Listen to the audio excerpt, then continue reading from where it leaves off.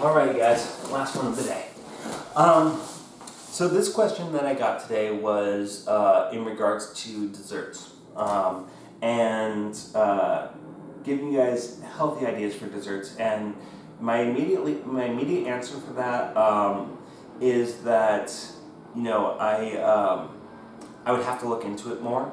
The thing about desserts is that they're going to tend to be higher in sugar and all that, and that's kind of what makes them desserts, or they're going to be really high in fat. So if you think about, a cookie, for example, about a third of it is fat, and then, a little bit over a third is going to be straight up sugar, and then the rest is going to be basically flour, and a little bit of protein from the eggs. So, it's going to be a very fatty food to it as well as being high in sugar. Now, it's not going to spike your blood sugar as much as you might think because of the fat. That's going to slow the digestion of the sugars, but I mean, there's limits to that, right, in this particular case. So, you can start looking at, let's say, like a no-bake cookie, right, which, you take and you melt down some chocolate chips. Remember to do that on a very low heat.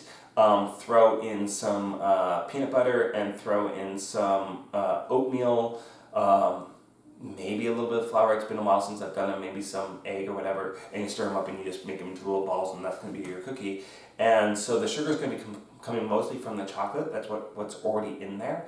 But you're going to be like pretty high on fat and protein from the peanut butter, and then you're going to have a slower digesting carbohydrate from the oatmeal. So that would be kind of one thing that I might be looking into. And in one of my recent videos, I pointed out the low sugar Chobani yogurt. So you might do like an oatmeal-based granola, preferably made at home, because a lot of times you'll find trans fats and lots of sugar added to most granolas. But yeah, you use the Chobani low sugar yogurt, Greek yogurt, and then you add your granola to it. Maybe add some pieces of dark chocolate. Remember, you don't have to eat as much if it's dark. And fruit, and that's going to be probably a relatively good choice for a dessert for you. When it comes to cakes, a lot of times, that's going to be really, really high sugar. One cake that I might be looking into would be like maybe a Pavlova, and see if there's a low sugar option for a Pavlova. So Pavlova is basically lots of whipped egg white with a lot of sugar, and it's kind of like an angel food cake, but it's more like a meringue cookie, but it's soft and squishy on the inside, and actually really delicate and nice. And then you throw your strawberries and homemade whipped cream on top of that. Now, I always do whipped cream at home, so that way, I use probably half the amount of sugar that the recipe calls for, and I find that's actually fine, right? You'll notice that in a lot of what I'm saying here is I'm never mentioning an artificial sweetener, and not even stevia. Stevia has been shown to lead to stomach issues, including gastritis and whatnot, artificial sweeteners tend to spike your insulin, even though there's no sugar present, so you're going to be more likely to go hypoglycemic, and then more likely to start snacking more until you're going to defeat the purpose of having no sugar here when you're going to be eating more later. So that's another consideration for that.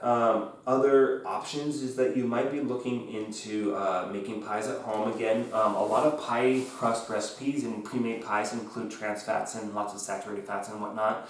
If you make it at home, you can use all butter, which is a little bit healthier. When it comes to the filling of the pie, right, you have control over that. How sweet do you want it to be? How much sugar do you want to add into that? And so, you could do an apple pie and just let the sweetness of the apples be enough and not throw any extra sugar in there. And you just go ahead and make it with just the apples and whatever spices that you're tossing into there.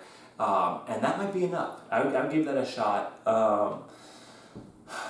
Other ideas for it, really kind of, I think the trick to desserts in general has more to do with quantity rather than trying to make a amazingly healthy dessert. Now there are of those out there, and I will do my research and I'll try to give you some stuff as time goes along. But you know, if you eat half as much pie as you thought that you normally would, or half as much cake, or half as much ice cream, then you're probably going to be pretty much in the clear. The other thing when it comes to desserts, and this goes back to the science videos that I've given you guys, and that is that when it comes to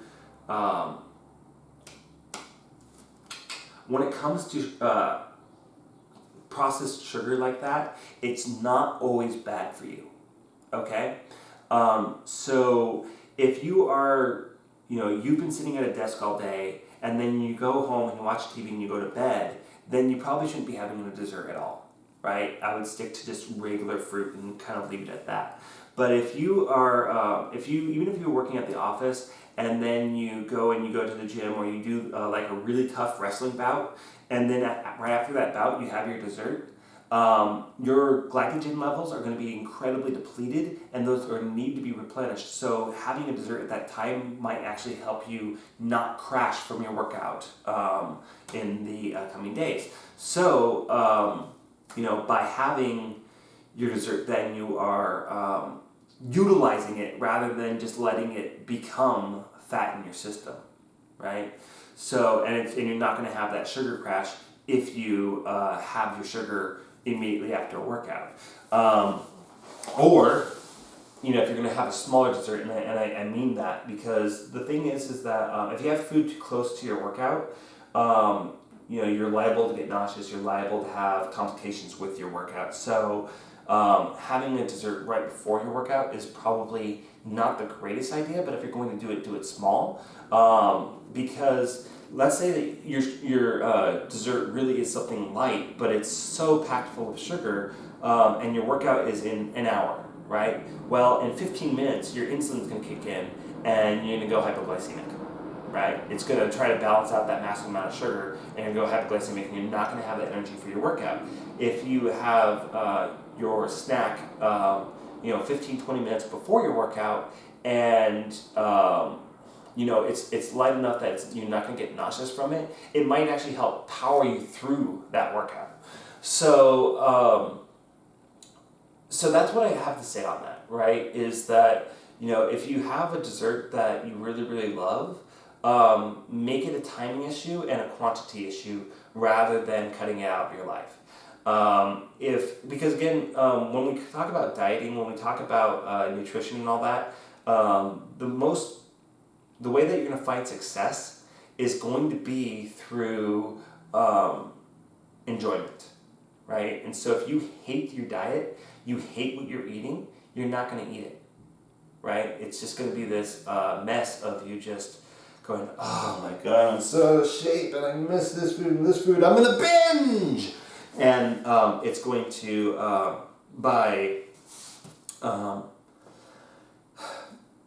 having those foods in moderation, you're going to be more likely to stay on a healthy diet than if you were to completely exclude them from your life. Now, you could aim for making healthier choices. You can make them healthier along the way and get used to it.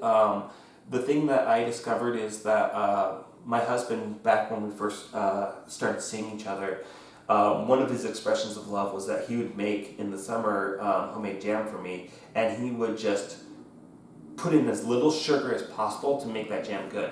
And then I started feeling like, oh yeah, low sugar jam tastes fantastic. When Chobani came out with their low sugar yogurt, and I had that, and now like any regular yogurt tastes way too sweet to me. And so like learning that low sugar options are not only possible, but they're good, right? And learning to enjoy that, that's going to be a big part of it. So I hope this has helped for you guys. You know, if you guys have further questions, and again, I'm going to try to incorporate into my cooking videos some desserts that are going to be on the healthier side. So as time goes on, expect to see those a bit. So you guys have a lovely day. Thank you for watching, and I will see you soon.